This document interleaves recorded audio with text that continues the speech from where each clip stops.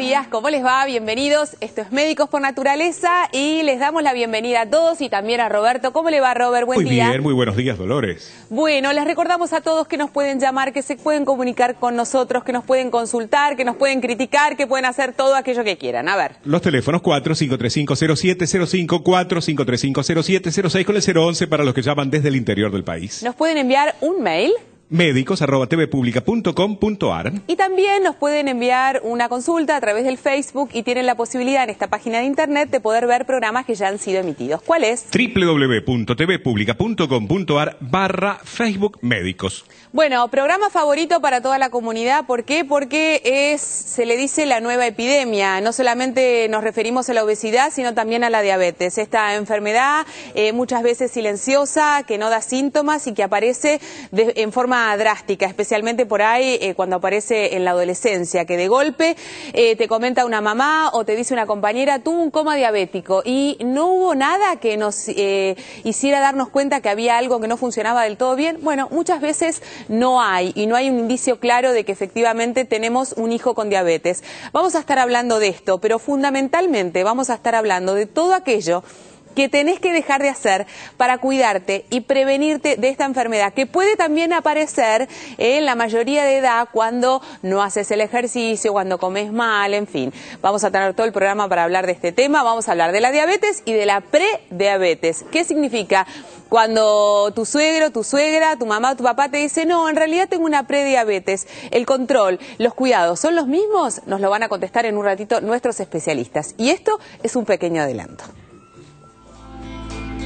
Lo que nosotros postulamos es que si usted tiene diabetes no tiene que tener miedo. Hoy en día, conocer para no temer es el eslogan nuestro para tratar esta enfermedad. Es importante que usted conozca todo lo que tiene que saber acerca de la enfermedad, no va a tener miedo y va a poder manejarla perfectamente.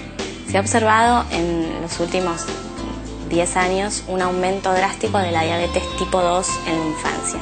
Esto está claramente asociado al sobrepeso, a la obesidad, al sedentarismo, a la falta de ejercicio.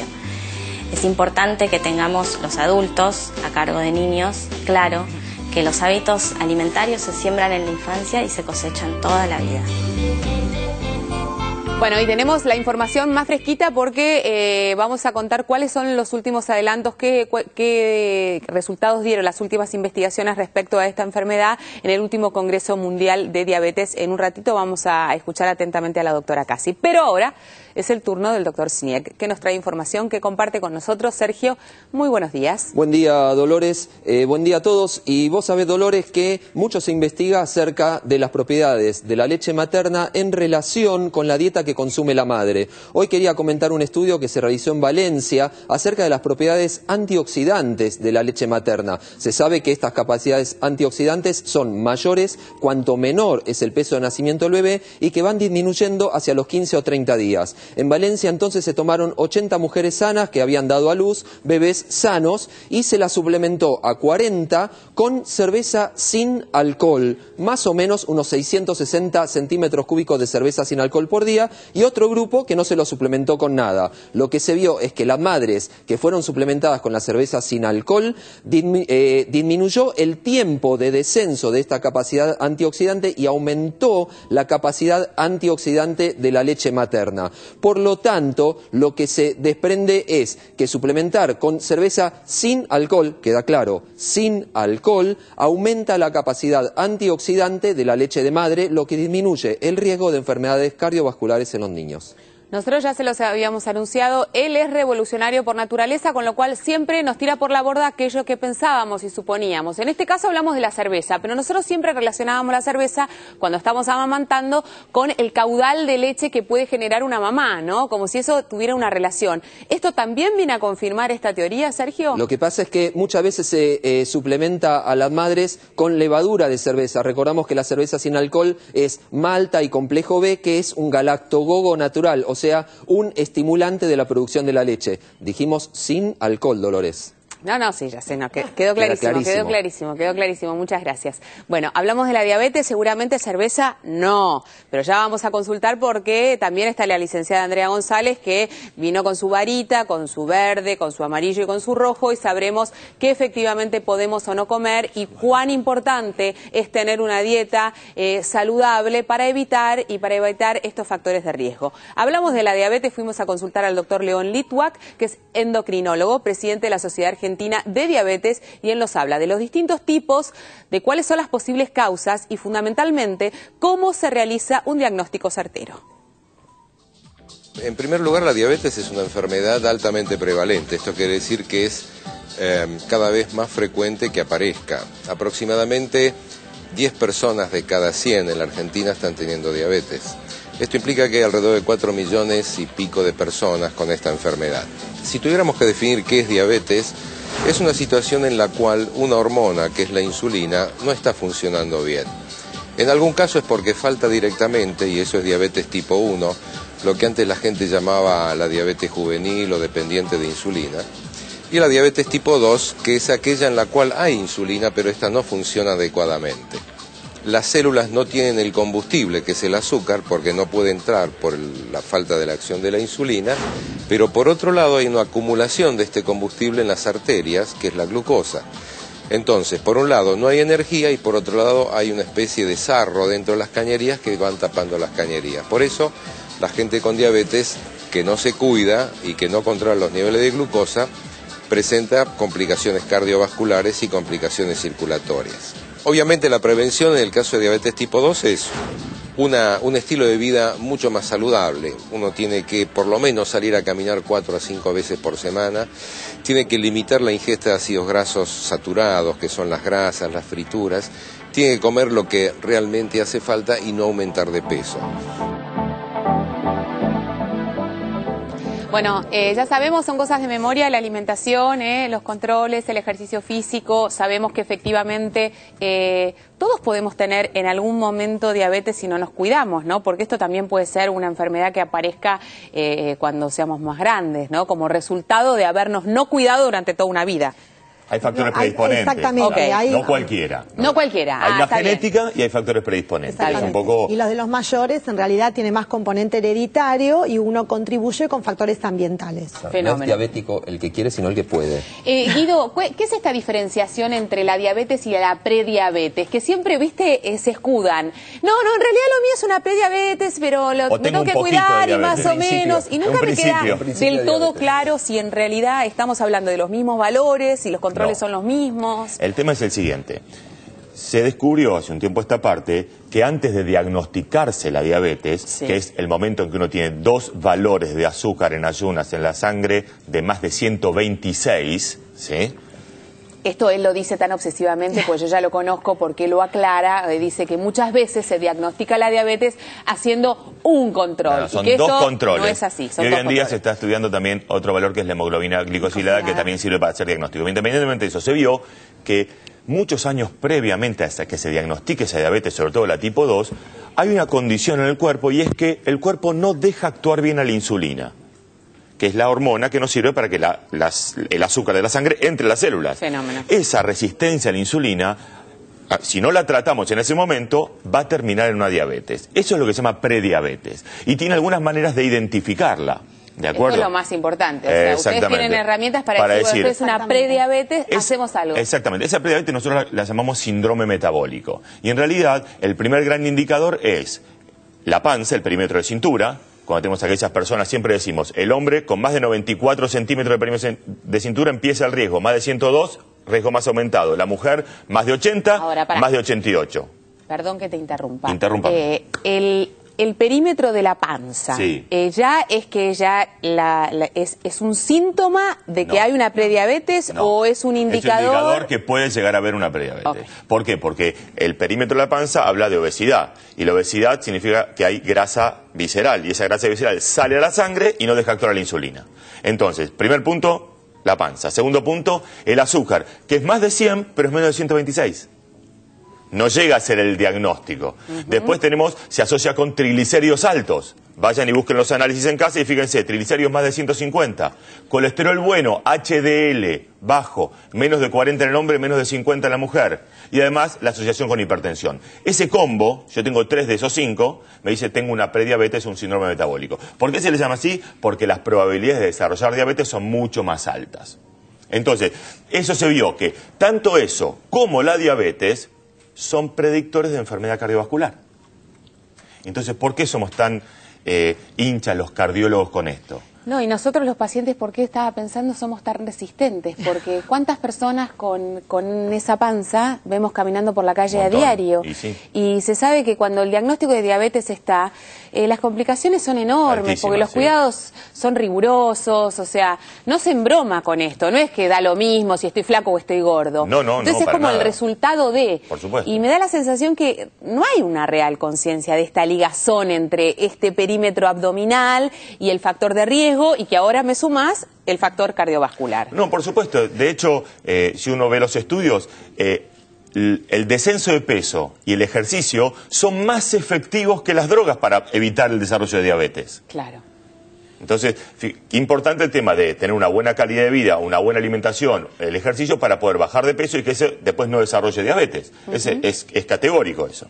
Entonces, si nosotros vemos, estamos en presencia de un paciente así, el primer punto es decir, ojo, este paciente tiene más riesgo. Y sobre todo el diabético, porque se vio, ¿y por qué nosotros le decimos al diabético un equivalente coronario, un equivalente cardíaco? Porque se vio que el riesgo de tener un infarto del diabético es exactamente igual del riesgo de tener otro infarto en el paciente que ya tuvo un infarto. ¿Qué significa eso? Significa que el paciente diabético sin antecedentes cardíacos ya es de alto riesgo. Por eso nosotros, ¿qué buscamos? Objetivos de tratamiento agresivos. Ese paciente no puede tener el mismo colesterol que tiene un paciente no diabético. No da lo mismo. No da lo mismo. Hay que ser muy agresivo con la presión, con el colesterol, con la dieta, con el control del azúcar. Se ve que el buen control de la glucemia evita complicaciones de las grandes arterias y de las pequeñas arterias, que son las que están en la retina, y de que hace que venga la ceguera, la diabetes y esas cosas. Exacto, porque después en un ratito también vamos a hablar de cuáles son las consecuencias más graves que puede uno tener si efectivamente no se cuida de esta enfermedad, que puede transcurrir, que nos puede acompañar por el resto de nuestra vida, entre comillas, amablemente o de manera descompensada. Hay que saber ¿no? que es crónica, progresiva, pero absolutamente controlable. Y te doy un dato más cardíaco. En la medida que se controle. Por supuesto, y que se cuiden y que cumplen con las indicaciones. Sí, no, lógicamente. Compleja. Y un dato más cardíaco. Los diabéticos suelen hacer isquemia, o sea, falta de oxígeno al corazón, silente, sin síntomas. O de repente te encontrás con el electrocardiograma con un infarto en un paciente diabético que nunca se enteró que lo había tenido. ¿Por qué? Porque por la alteración de las neuronas y la falta de sensibilidad del dolor, a veces pasa que tienen eventos cardíacos y no se dan cuenta. Entonces, la diabetes, al igual que el colesterol, puede ser hereditaria. Digamos, si yo tengo padres diabéticos, tengo mayor riesgo de tener diabetes y por ende los controles los tengo que hacer más temprano o cuándo, o si hay una edad de... Sí, en líneas generales, digamos, la presentación de la diabetes en la tercera edad o en la edad tardía o en el adulto mayor, como se dice, es la del componente más hereditario y el de mayor predisposición. Y lo importante de esto es que hay que saber que puede saltear generaciones, es decir, puede tenerlo un abuelo, no un hijo, pero sí un nieto. ¿Sí? Y siempre saber que viene de la misma línea, ¿sí? Ya sea o paterna o, digamos, si fue mi papá, obviamente papá tiene que seguir una línea de él. Fenómeno. Y así, y que obviamente se potencia o se duplica las posibilidades si somos hijos de padres diabéticos. Y saber que si uno tiene la tendencia genética, si encima le ponen los factores ambientales, obviamente, las chances de desarrollarlo son mucho mayores. Por eso es importante que si uno sabe que tiene esos antecedentes, y a mantenerse flaco, a comer sano y a hacer ejercicio. Repetimos, ¿cómo se diagnostica una diabetes? ¿Con un simple análisis de sangre? ¿Cómo se realiza? Se hace un análisis de sangre en ayunas de 8 horas, donde da más de 126 de glucemia, y eso, la glucemia en ayunas, ya 2 registros me da diabetes. Hay otra manera, que es con la curva de tolerancia. Es decir, vos te haces un análisis y te da 110 de glucemia. No tenés diabetes pero te van a tomar 75 gramos de glucosa y te hacen un nuevo análisis a las 2 horas. Si tenés más de 200 en ese análisis, sos diabético. Si tenés entre 140 y 200, tenés esta resistencia o intolerancia a la glucosa. ¿Todo el mundo sabe esto? No todo el mundo. Y no todo el mundo, en realidad todos los médicos tendrían que saberlo. A eso me refería. No, nosotros sí. Gracias a Dios no. Esperemos que sí. Porque me parece como es muy interesante. Claro. Él me mira ya.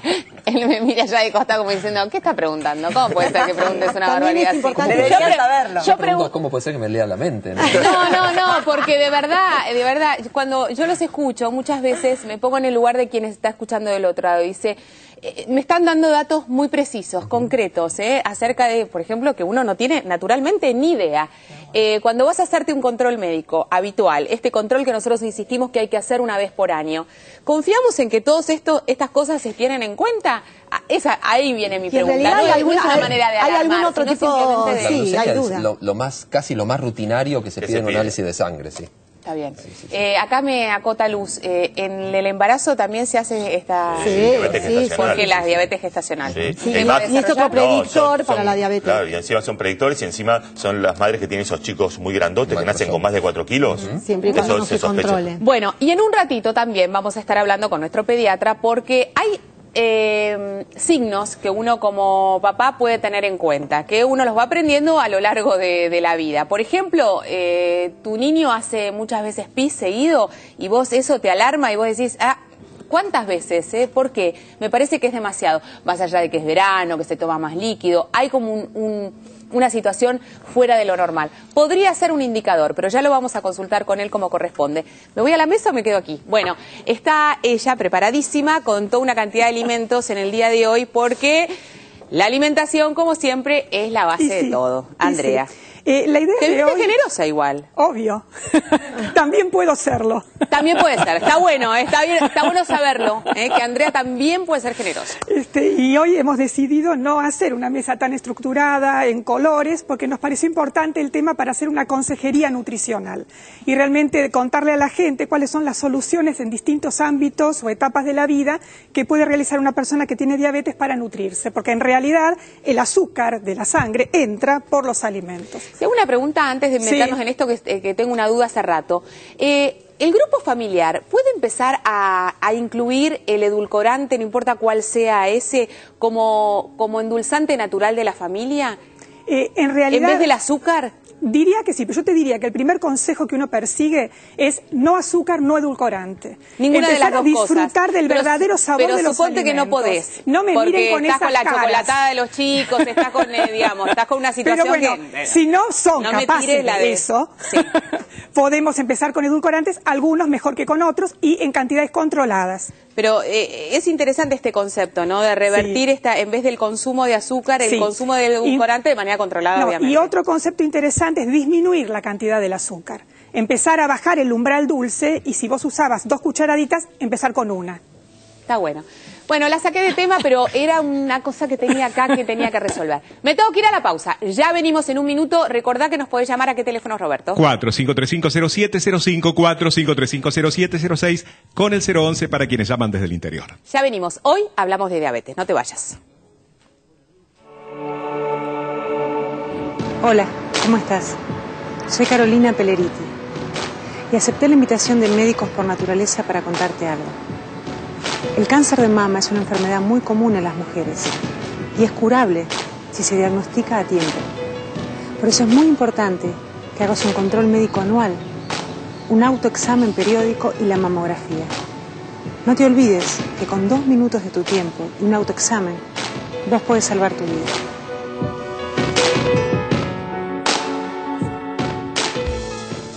¿Sabías que el paciente tiene derecho a aceptar o rechazar determinadas terapias o procedimientos médicos o biológicos con o sin expresión de causa, como así también a revocar posteriormente su manifestación de la voluntad?